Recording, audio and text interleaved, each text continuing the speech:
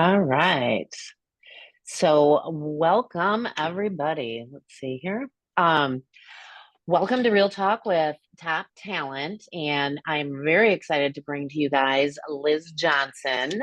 Liz is in Washington, south of Seattle, just east of Tacoma, and she has an amazing book. We're going to talk about that she wrote about business, which I highly will encourage you all to purchase. And she has a great program, but a great business. So we are going to just kind of dive right in. And I do want to share that we're going to leave time at the end for some Q&A. So you guys have any questions, if you feel free to throw them in the chat. I may not see them uh, between now and when we have Q&A, but if I do, I'll try to incorporate those in. Otherwise, you can come off mute at the end when we have Q&A. So I'm excited to share. So welcome, Liz, Hi, and to I our opened call. up the chat so I can see too if there's a question. Okay, perfect. Perfect. So Liz, your journey, you started your journey in the Army, and then you became a deputy sheriff, Yes. and now to a top, and then to a top producing agent. It's absolutely incredible. So tell us, what drew you to real estate, and how did those early experiences shape your approach? Well, I always loved houses. One of my mom's hobbies was to go to open houses for no reason because we weren't moving. And I would draw floor plans instead of like traditional little houses like kids do. And I did try to go to architecture school out of high school, but that lasted about 3 weeks. And I was like, this is way too much math for me. Um, and I ended up going into the army. And after that, like you said, deputy sheriff. And then while I was with the sheriff's office, I had taken a detective position, and it was starting to really hit me that I didn't want to make a career out of the sheriff's office. I didn't want to go up the ranks and become a sergeant and captain, lieutenant, all that.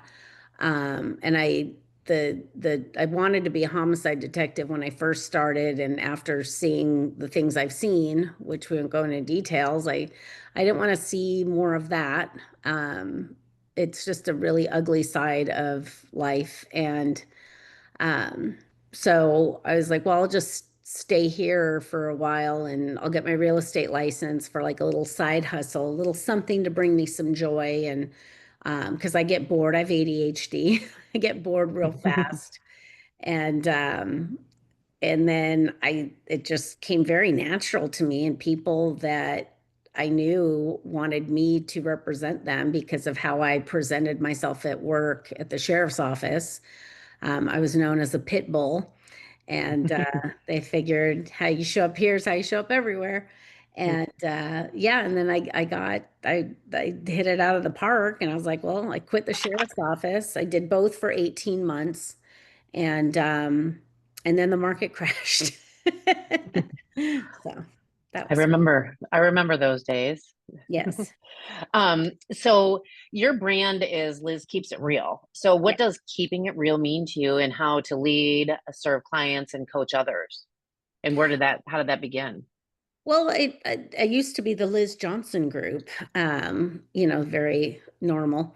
And every time I would ask somebody why they chose me over the other person, or why they were choosing to work with me as opposed to the agent they told me they already had, or whatever, the feedback was always that I tell it like it is, and that I keep it real, and that I'm no BS and all that. And I just, for years, was like, oh, okay.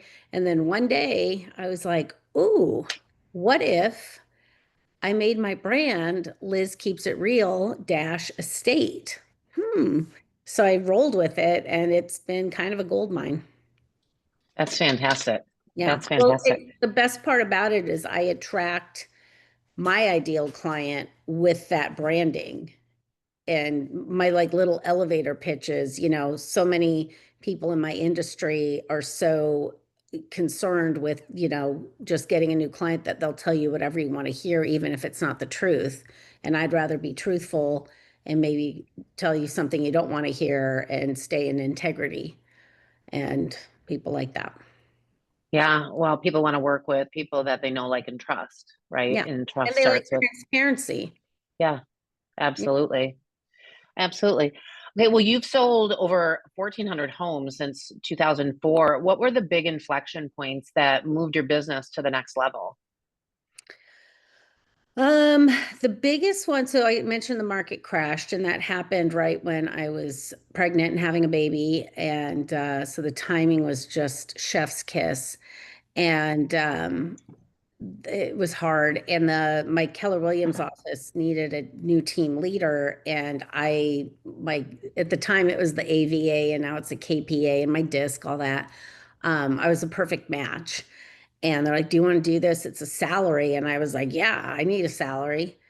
And it was 9 to 5, Monday through Friday. If I wanted to go get a pedicure, I had to do that on the weekends or after work. If I had a dentist appointment, I had to ask permission. Like it was a real job. And it was a lot of work. Oh my God. And I thought while I was doing it, if I poured as much time and energy and focus into my real estate stuff, I would make way more than the salary. Like, this is ridiculous. Why I've been doing it wrong this whole time. So I told them to find someone else. And when they did, I stepped down, but I still continued to keep my kid in daycare. And I came into the office every day between 9 and 9:30 and was dressed. And even if I had no appointments or, I would find something to do, whether it was make phone calls, make some marketing materials, work. This was kind of in the old days when social media was new. I would, do some like very crude, rough social media stuff that now it's easy peasy, but I would do something to move the needle forward. And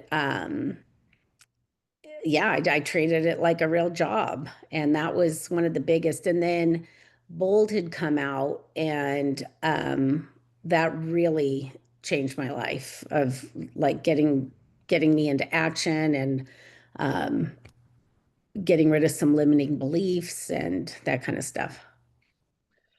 I'm really glad that you shared both of those things. First off, getting into the office every day, right? And I think just suiting up, showing up, and then doing the things where you're focusing on your business. Did you find that being more intentional? Were you working from home before and then this Yeah, shift to the I office? mean, I would come in if like I had something to do, like, oh, I gotta get a CMA prepared and a listing packet first, and then I would go in.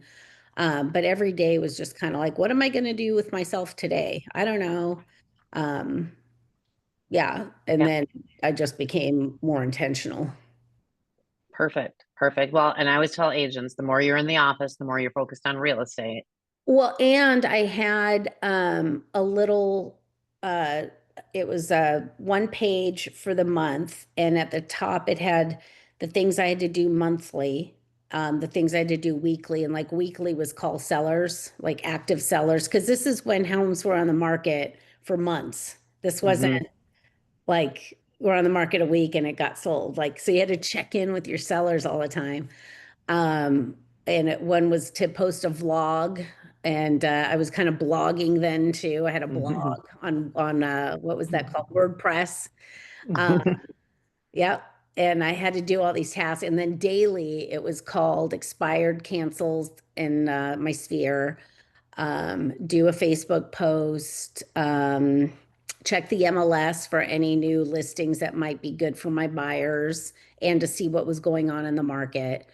Um, do my calendar because ADHD. So I would make all these calls and do all this stuff. And then I was like, oh, I got to put all this in my calendar. Like I have an appointment on Tuesday. And yeah. And there's something else on there. I can't remember.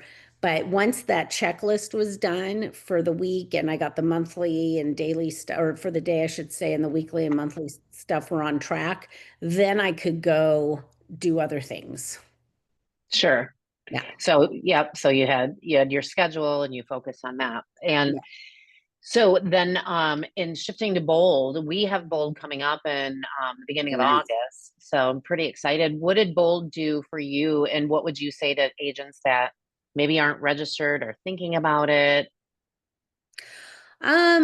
So like when I said I had to call, I had to call at least I think it was 5 or 10 or something like that. And then Bold was like 20 a day. I'm like, Mhm. what? I thought and it wasn't just dials, it was contacts. I was like, oh my gosh. It might have changed now, or I don't know if it's still 20 contacts. Oh no, it's changed in that it can be text or something, but back then it was Mhm. only calls.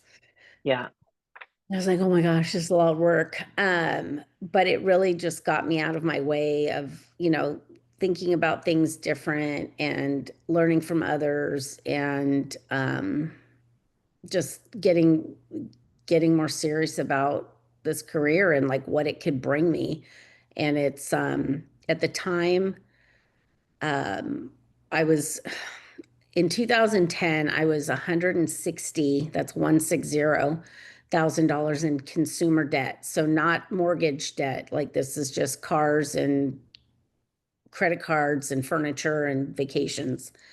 And I started the Dave Ramsey thing. And one of his sayings is live like no one else, so later you can live like no one else. And it just had it, Bold helped me realize that I did not need to make life hard on myself and struggle like my mom did. I could be a rich single mom. Like that is a thing. But in my world, it wasn't a thing. Like you had to be a struggling single mom. So I always found a way to struggle. And I realized that if I just focused, made enough money, I could pay off all this debt. And now my net worth is, I don't need to work anymore if I didn't want to, but I love what I do. fantastic. And it all began with Bold and exiting the team leader role. Yeah. And I'm not exiting the team leader role, but thanks for No, sharing. but I mean, I tell people that was Yeah. like honestly the best thing I did for my business because it made me realize like what real work was again. Yeah. Yeah. Right. Well, and then it gets you in a routine and you like are used to going in the office. And like I said, when I tried to work from home, I would get distracted. When I came in the office, I was focused and my business took off when I Hmm. pivoted that way. Yeah. So, so if you had to narrow it down, what three things, two, three things, most contributed to your consistent growth over the years? Um, what do you what do Well, I you know that you were talking when we had talked before, you had mentioned discipline and consistency. Oh, yeah, yeah, yeah. Okay. Yeah. So that I did get from the army, and I guess the sheriff's office. It's the success is super simple and it's yeah, discipline and consistency. It's the discipline to do things you don't want to do consistently.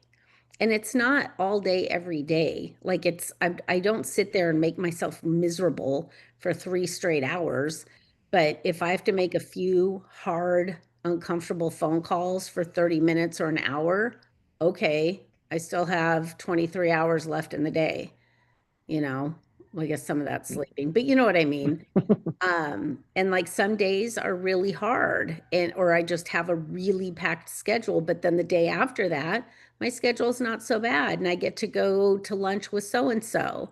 So it's I think people get this weird sense of entitlement and then that like having this balanced life. I don't know where this came from, but we all think every day needs to be perfectly balanced where we've had this beautiful rest and this amazing healthy breakfast and workout and we meditated and we journaled and then we had our like this perfect day and I mean in my world that doesn't exist. I have days like that, but then the next day might be a fire drill of I had to get up extra early because I had to get, to the office by 8 a.m. So there was no workout.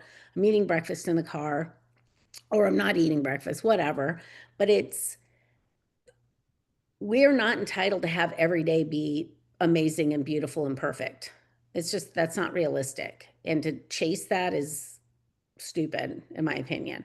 And actually, I think it was Gary Keller that said it life and counterbalance. So even when, oh God, it was driving me nuts in 2020 and 2021, or early 2022, when agents were complaining about how busy they were and how they haven't had a vacation or they haven't slept or they're barely eating, whatever their issue was, because they were doing so many deals. I'm like, yep, make the hay, because it's not always going to be Mhm. like this. And you can sleep next year when your phone's Mhm. not ringing, or like, oh my gosh, I'm taking, 50 calls a day. It's like, okay, and then there's going to be a day where you ask your friend to call your phone because you think the ringer's broken because it's not ringing. So stop complaining. Um, Go do the work. Go do the work. Right, but Yeah. it yeah, so it basically boils down to discipline and consistency. So you got to stay, I always use diet and exercise as like an analogy. But one cheeseburger or one piece of birthday cake's not going to make you fat. What makes you fat or out of shape is days on after day of doing the wrong thing. And same with getting fit. One run around the neighborhood is not going to make you fit and lose weight. It's consistency. So, Yeah. In all things. Absolutely. So moving kind of like onto your business now. Your business is primarily referral based. So what systems do you have in place to stay top of mind with your database and your past clients? And I know this is a good place to talk about your book as well, because it's based yeah. on that. Well, I've done since I was with Keller Williams, or even before, because I read the MREA, the 33, or I guess it's called 36 touch now. Um, Pretty well. And what's funny, what started my book is I was coaching with my MAPS coach, and he had looked at the numbers and he was like, for as many people as you have in your database for as long as you've been in business, because I got in business at the end of 2004 and this is the end of 2011. So 7 years in. He goes, your conversion is horrible. He goes, you should be closing double what you're closing without ever having to cold call. Like you have enough in your database to double your thing. He goes, are you doing a 33 touch? I go, yeah. And he go, but I wasn't making the phone calls. I was sending the birthday card, I was sending the monthly mailer, the monthly email, but I wasn't picking up the phone. And so I got from a friend this, I modified his idea and what he was doing to do my MVP program, which I wrote about in Perk Your Sphere. Now, on that note, that book's been out since the end of 2016. I just wrote an updated edition with some changes and some more information. But it still hasn't come back from the publishing company. So it's not available right now, but the old one is. Anyway, that gave me a reason to call my database, because we do a monthly giveaway or an event every month. They get rewarded for referrals, and it just makes calling easier, because calling the buyer I closed last month was easy to say, like, hey, how's the house? Did you get all moved in and unpacked? What do you think of the neighbors? Whatever. But calling the guy whose rental property I listed and sold a few months ago, I didn't know what to say. Like, hey, do you have another rental you want me to sell? I just felt weird. And so it just gave me a reason to call. And I've been doing that since, well, I guess it wasn't the end of 2011. When he said that to me, it was the end of 2013. So at the beginning of 2014, I launched the MVP program and I've been running it since consistently. And that's another consistent thing, because people Yeah. with COVID, they're like, did you still do it during COVID? I said, absolutely. We just modified, we didn't do events. And actually, we did one Zoom event where we dropped off cookies, and we did a wine tasting with Girl Scout cookies, but we dropped them off to everybody's houses. And we did it on Zoom where we paired the cookie with the wine. But no, you got to stay consistent. 100%. Well, and so you just brought up, the 36 touch and that your MVP program, which you guys can all mimic R&D once you get her book, because that's available on Amazon, right? Perk Your Yeah. Sphere. Yeah, the Okay. old version is still there. It's just like $10. It's only like 42 pages, I think. The new version, I don't think it's going to be much more, maybe $14. And it's, I think, 90 pages. And there's some not just testimonials, but how other agents over the years, after reading the first book, took that blueprint and made it their own. Because that's the thing, like Yeah. the first book was just supposed to be a blueprint, and people would blow up my phone and say, well, what did you do for the month of March? And I'm like, whatever you want to do. You know your people better than I know your people. And I say that in the book, like all our databases are different.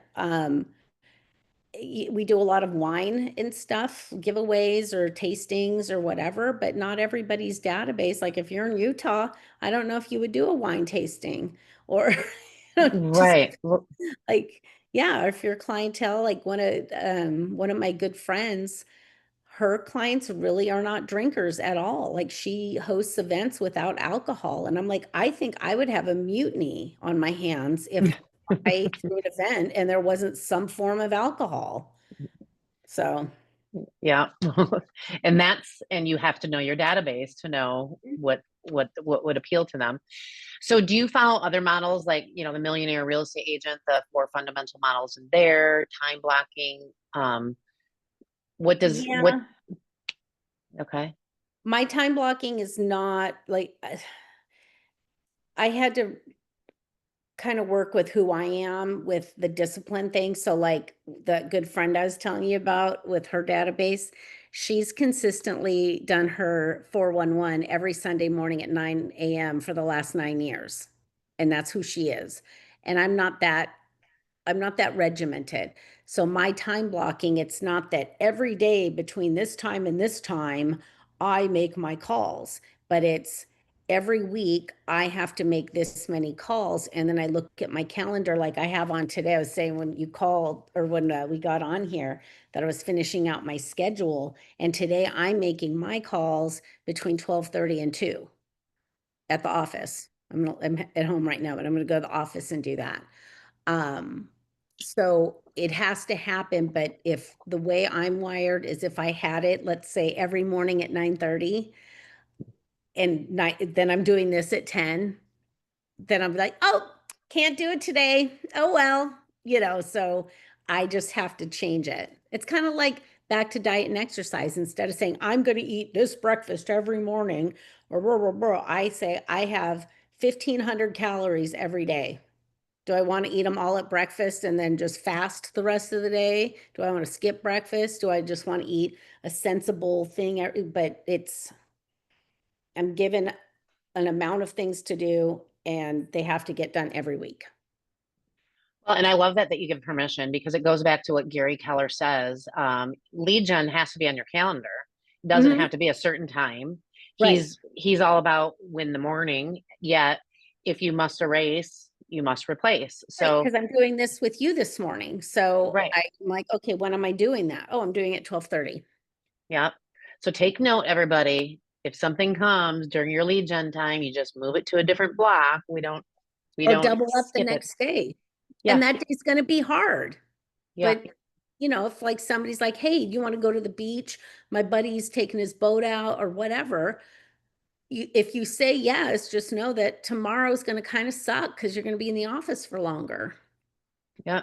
But it might be Absolutely. worth it because you're on a boat. Exactly, right. Yeah. So when you're making those calls for 4 hours one day, just think about your boat excursion the day before. Yeah, well, and I Um, just went to Greece for 2 weeks and I don't normally work weekends anymore. But I was working all the way up until I left and people were like, what are you doing? It's Sunday. And I'm like, yeah, I'm going to Greece for 2 weeks. So I'm like, oh yeah, okay. And then when I got back, same thing. I hit the ground running and they're like, don't you want to take a day off? I'm like, I just took 2 weeks off. I don't get a day off for a while. yeah, yeah. Well, good. And that's the discipline right there. Mhm.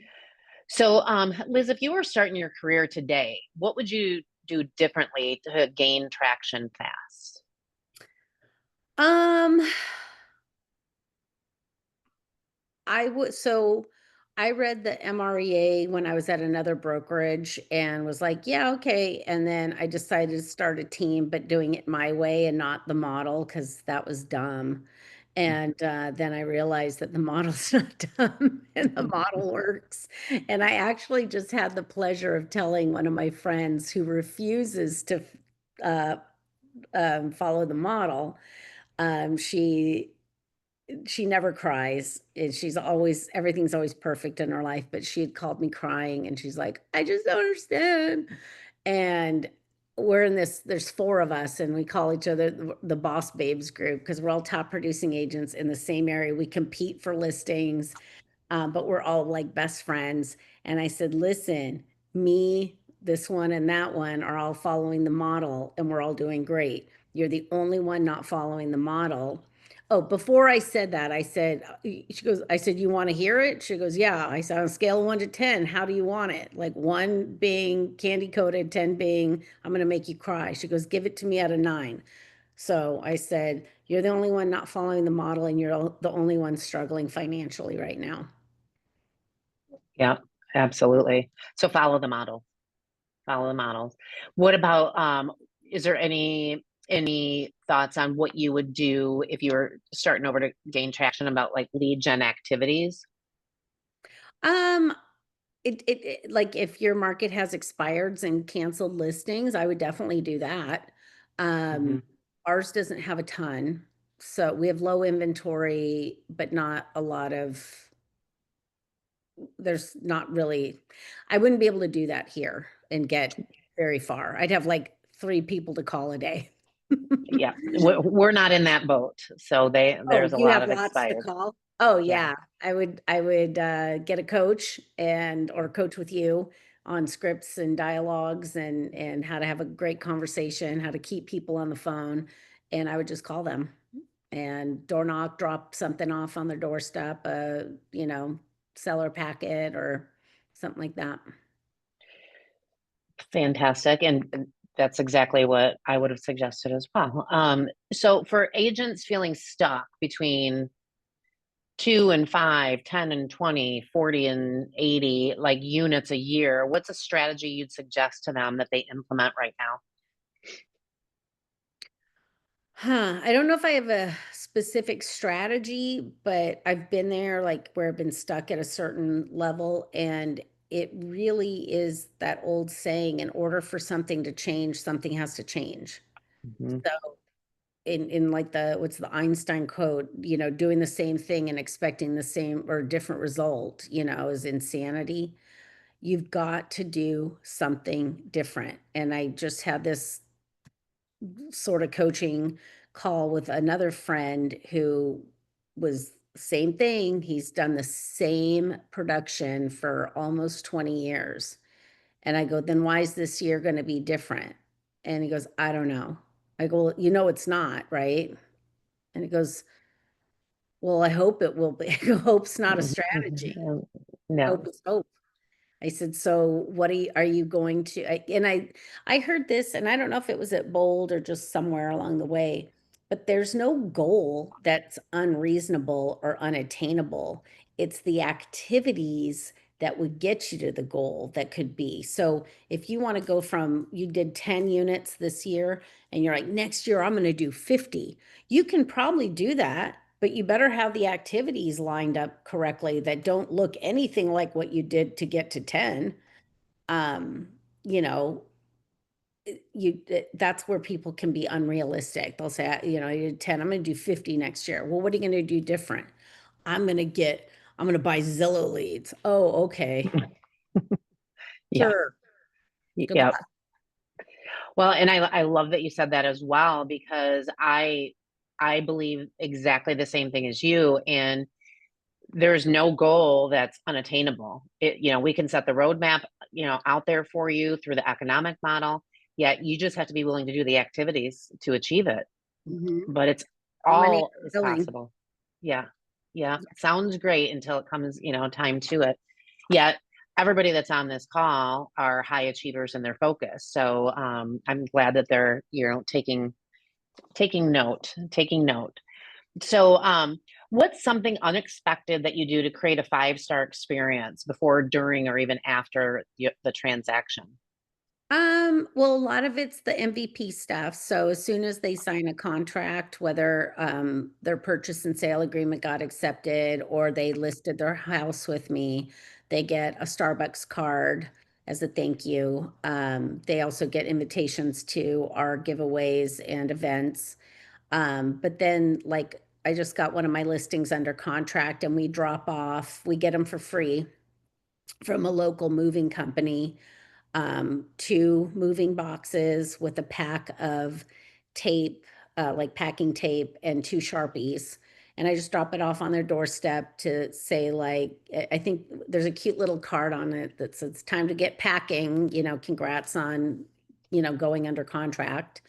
Um, and we have, I mean, that's a physical thing that we do, like, but throughout the process, we have our what's next emails and making sure that they understand the process throughout the way. And then we do a nice closing gift. And if they do write us a review, I don't advertise it ahead of time because I can't. But if they write a review, well, we used to send out brownies and then the cost got insane. I mean, they're delicious, but Lord. Now we do either, we found these cute, there's three choices that are about 10 or $11 on Amazon, either like a little cup thingy, or a candle or something. I can't remember what the other thing was, but the girls, my team does it. So they get a little thank you for writing a review. Um, just stuff like that. Good. Okay. So going a little above and beyond rather than just the transaction. So they have something that you've given or shown that you thought about and you care and you're being Yeah. thoughtful. That's Yeah. fantastic. Yeah. And the goal is always to make them think, the goal is to make them feel like they are our only clients, even though they're not. Yeah. So I tell the team too, like, we always try to refrain from saying anything that alludes to, like, hey, listen, you're not my only client right now. I'm busy, or anything like that. We never want them to feel like they're just another number. Sure. And that's important. That's really important. Yeah, this is a huge thing for them. And Yeah. I think it was in the book Unreasonable Hospitality. I could be mixing it up, but basically, like, them going under contract, like I said, that is huge for them. For us, it's Wednesday. You know Hmm. what I mean? It's Yeah. And we need to acknowledge that this is a really big milestone for them, even though this is just another day, another dollar for us, because this is what we Yeah. do. Exactly. Yeah.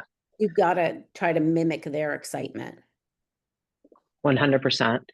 And, and when someone feels special, they have an even better experience, right? Mhm. So, all right. Well, switching gears from the fun to the fail, what's a failure or difficult moment that taught you something essential about real estate or success in real estate? Mm. There's so many. Failing forward. Seriously, like, I could write a book on that. Mm, Um, I I can't really pinpoint one thing, but it always comes down to not being consistent, like mhm, lacking, yeah, or just not realizing that it was a long game. Like, so I farm now. However, my farm with my referral thing has become completely incestuous because I've sold my sphere homes and my farm, and like I hang out with the farm people even because they're my friends because we all live here. mhm, mhm. So it's weird. But I tried farming before and gave up because it was not immediate gratification, or like even when I was calling expireds and stuff, sometimes I'd be like, "Ah, screw this," and then the next call would be success. I was just one call away from a yes. So I think that's mostly it. It's just not playing the long game, or even you think. because I was on another Zoom this morning with Place. So we have our Friday call every day or every Friday. And he was talking about how we'll call people and we'll leave messages or we'll text them and they don't answer us back. And we're so like, oh my God. But it doesn't mean they're not listening to them or, like, and he gave an example and I thought, oh, that just happened with me too. I had somebody that had called a few times, texted a few times, and I was in Greece or I was like stuff was going on and I finally was back. I was like, hey, yes, let's get together on the 16th. And they were probably like, oh my God, I thought she ghosted me and she's here. Mhm. And I've thought that too, where I've left messages, I've done this and they're listening. Mhm. You know? So Yeah. don't give up. Yeah. You had mentioned when we had spoke before that in the beginning you kind of had this idea that you made the assumption that every year is going to be better than the next or the Oh yeah. last. Yeah. Yeah. That I just because you go to those seminars and all the things and they're like, I doubled my business. And yeah. And it can be done, but like there are some years that are just aren't going to be that because of, what you've got going on in your personal life. Maybe you had a baby, maybe you got a divorce, maybe you bought a house and it needed a full renovation and that was a full-time job in and of itself. So you got to goal plan realistically. And then also you've got to make sure, like I had mentioned before, when agents were complaining a few years ago about how busy they were and they couldn't breathe, I'm like, just Hmm. sock away that money so that later you can enjoy it. Like, do what you don't want to do now, so later you can do what you want. Or like Dave Ramsey says, live like no one else, so later you can live like no one else. Yeah. And that I think is key. And I remember when the market crashed and that's why I had to take the full-time team leader role on a salary. I was I had no money. I was 160,000 in debt. I had a short sale on my house. It was bad. And all the elders in the industry in my office and other brokerages would be like, listen, kid, next time this happens, because there will be a next time. The market doesn't always stay consistent. You need to be in a financial position where you're unbothered. And I I did so back when we were making money hand over fist, I just socked it away in different investments. I have 3 rentals, 2 notes, um, and a bunch in savings. And that like I just went to Greece and last year I went to Italy for 2 weeks. And they're like, how can you afford that? Because they see my numbers too. I'm like, I can, like I mentioned earlier, I'd have to not go to Italy or Greece for 2 weeks, but I could not work and not die or starve to death. Um, so it, and then that way, when you're in that mindset, like I usually close over 100 units a year. Last year was 67. I think this year we're on track for 75. So I'm down, but I'm unbothered. I'm Yeah. good. And so I feel like I've gotten business because when I show up to that listing or to that buyer consultation, I don't have commission breath. I don't have that Mhm. desperate, like, you have to list with me, you have to work Mhm. with me, or God dang it, you better do this price reduction because, Mhm. or even if the deal's going sideways and we need to extend for a week, I'm like, okay, because I don't need that commission check on Friday. I'm still going to eat. Well, and there's nothing worse than being in a position where you need this property to close more than the clients, right? I Oh mean, my gosh, yes. yeah, yeah. But you're So, stressing them out. And then you don't well, get referrals. well, exactly, because they can feel that, right? And then you may start skirting the line of integrity, right, and doing the right thing. And so, Yeah. caution, Pushing them don't be into a there. house. Yeah, pushing Mhm. them into a house that you know is not a good fit because you need Mhm. that commission check. Exactly, exactly. So great, great noting that. Well, so what do you wish someone would have told you in year one? Live below my means. Yeah, Don't No, go and buy the BMW. and I think that is fantastic because you know what? Before you're in the real estate field, and then you get into the real estate field, and then all of a sudden you get this $10,000 check, and it's like, woo, I hit the Rich. lottery. Where are we going? Right? And it's momentary. So, Yeah. yes, I love it. So, definitely live below the means. So, Yes. how do you? Oh, go ahead. No, no, no, go ahead.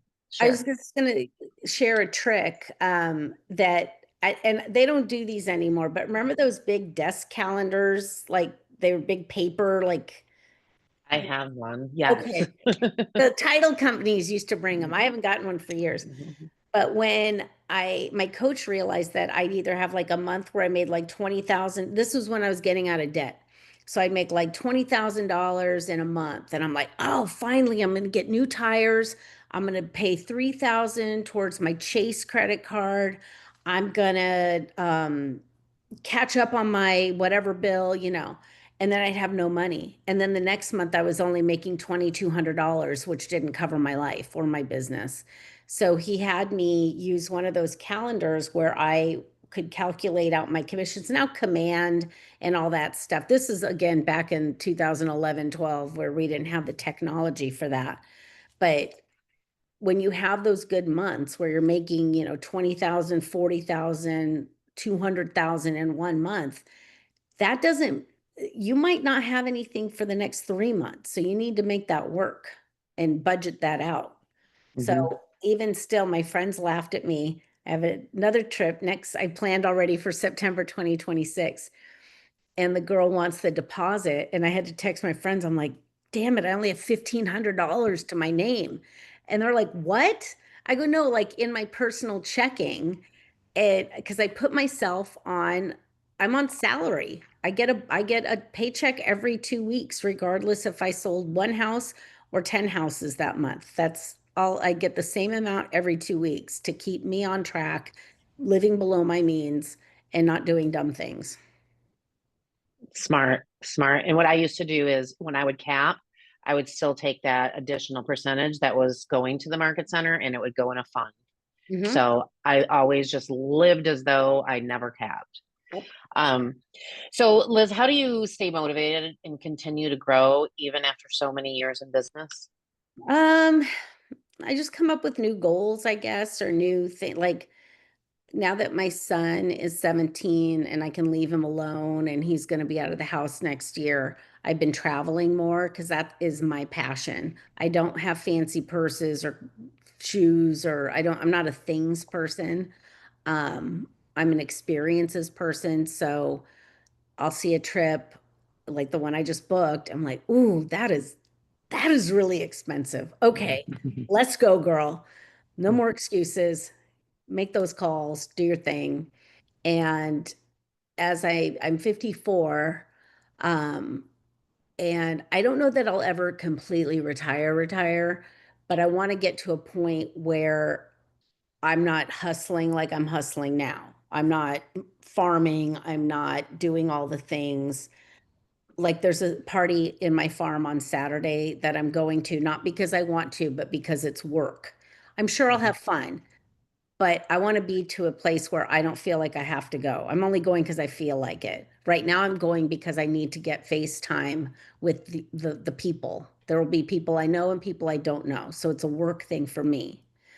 Um, so I'm motivated right now to build up my stuff so much so that someone else can take it over and pay me a residual income for several years after the fact. Um, Ah, the golden handoff. yeah, yeah. Perfect. If I could get to 2.5 million GCI, Place will buy me out and pay me $112,000 a year for 5 years. Oh, fantastic. Yeah, All right, now we've got goals. we have. We've got goals. Um, okay, so to kind of wrap up here, do you have a favorite script or a objection handler for sellers or buyers or anything? Yes. Yes, I have several actually. I'm kind that's kind of what I'm known for around the office at least. Everybody calls me or catches me in the hallway. But my favorite for sellers because it totally catches them off guard. They don't know what to do with it, is when they're saying, listen, I have to get 700,000 for this house. I go, okay, well, what's the plan B? And it's dead silence. And they, husband and wife will look at each other. I go, if it doesn't sell for 700, what is plan B? What are we doing? Are you going to rent it? Are you just going to stay and not move to Florida to see, to be with your family? Like, what are you doing? And they haven't thought that through. They're just like, we're going to get 700,000. Well, you might. What if you don't? What are we doing?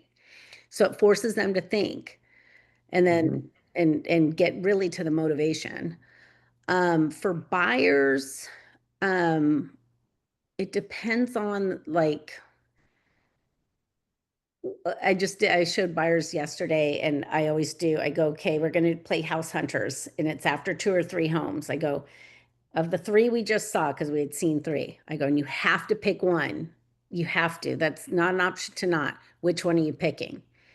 And that helps me understand because the saying, and this is horrible, and I'm sorry, but the saying buyers are liars, sellers are worse. It's not that they're intentionally maliciously lying. They're spewing out things they've heard in the media, on TV, from their families and friends of what they want in a home. And then when you show them the home, their script, their whole thing is different. So then that makes me know what they value in a home and what they don't, what they like and what they don't like. So they say, "Oh, I don't care about the backyard." And every house is like, "Oh, the backyard, so or whatever it is." So I like to play that game with them. And then when it comes down to buyers with an offer, I'll say, well, listen, on a scale of 1 to 10, one being I could care less if we get this house. They're a dime a dozen. If we don't get this one, I feel like I'll find another one tomorrow that's just as nice. And 10 being I'll be in the fetal position on the floor crying for 3 days if we don't get this house. Where are you at? They're never a 10, they're never a 1. But if they're like a 5 or a 6, I'll go, okay, let's write this stupid lowball offer, or like, let's just keep looking. If they're an 8, then I'll get Liz keeps it real on them and be like, we're not going to dick around on this. No effing around. Put your best Mhm. foot forward. Gotcha. I love that. I like the house hunters game and the 1 to 10, and then really the plan B, get them to think, because so many people still believe in this market that we're still back in 2020, 2021, 2022, when you throw it on the market and you get a ton of offers, 50, 60, 70,000 over asking. So I love that plan B. And then my final question for you, Liz, before we open it up to Q&A is, what's one myth about real estate agents that you'd love to bust? Um, that about us or that we think? Well, maybe that we think, like getting into real estate or Oh, what. that the one that it makes me giggle because I was guilty of it myself is that I can make my own schedule. I can go to every soccer game of my kids and I can be home every night and do their homework with them and make dinner for my husband. And no, there's deadlines. And there are things that need to be addressed in the moment because the deadline is approaching and you got to write that inspection response, or you got to, let the appraiser in because his super key isn't working, something. Um, so that is the one that I think is the biggest because we all get it, the industry attracts free spirits that don't want to punch a clock. But the irony is that in order to be successful, you have to be like a clock puncher. You got to be disciplined.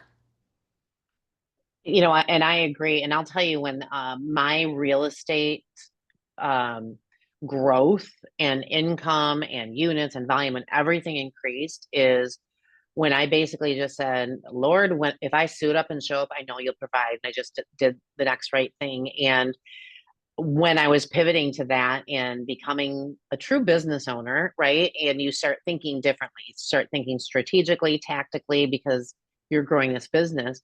But I would rank myself at the end of the day Mm, for like the first 6 months. I'm like, if you were your own boss, if you were your boss, which I was, would you fire yourself today because you slacked? Would you rehire yourself because you rocked? Or would you just let yourself come back to work tomorrow because you did what you're supposed to do?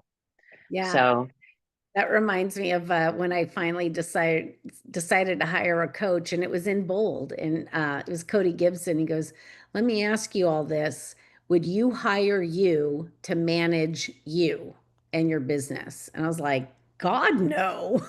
I don't want to work with her. Right? She's a mess. She's all ADD all over the place. No. So yeah, that's when he's like, "Well, you need a coach." I'm like, "Ugh, I do." Yeah, because everywhere we go, there we are. So we definitely need somebody to give us a different perspective and help us become the best versions of ourselves. Mhm. All right, everybody. Well, this is the time where you guys have a voice as well, and we would love to hear from you. What questions do you have for Liz? Whether it's about her MVP program, her book, kind of, and maybe anything that I didn't ask that's kind of on your mind. Uh, Crickets. crickets, Hey, crickets. Bueller, Bueller. Bueller. Well, while they're thinking, Oh, oh, Wayne just came off. Hi, thanks, Rebecca. Liz, I love your self-awareness and your honesty. It's refreshing for those of us that have ADHD. Thank you. it's our superpower. Really, as long as we can focus, it tends to be. If not, look out. So, with that in mind, do you have scripts that you go through daily, like the night before, to say this is what I want to accomplish, this is what I want to do, how much time you spend on these tasks, that type of thing? I used to more than I do now. Well, so I do. I feel like I heard your question two ways. The script practice, I don't really do because I'm constantly in front of people, so I'm practicing on them. It's not practice anymore. It's like I usually go on anywhere from 2 to 7 listing appointments a week. So I don't really need to practice my listing presentation anymore. I can do it blindfolded and drunk if I needed to. On Sometimes wine. sick of hearing myself. Honest. One Mhm. time I did 4 in one day, and by the fourth one, I was like, okay, let's go. But I have this, and it's always just a blank notebook. But I write my like who I need to call and the things I need to do. I have appointments that will ding at me in my phone, but these are like I had to hang a sign on a post around the corner from me in my farm. And I almost pulled into my driveway and I looked, I was like, oh, I gotta hang Paul's sign. And I was like, skirt, and went over there and did that. So would the sky have fallen if I didn't hang that sign? It wasn't an appointment, but you know what I mean?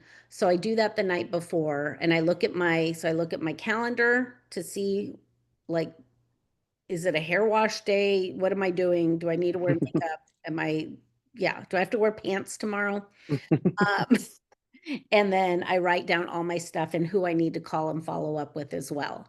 And I do that at night. And then I do it first thing in the morning because I'm one of those early to bed, early to rise people.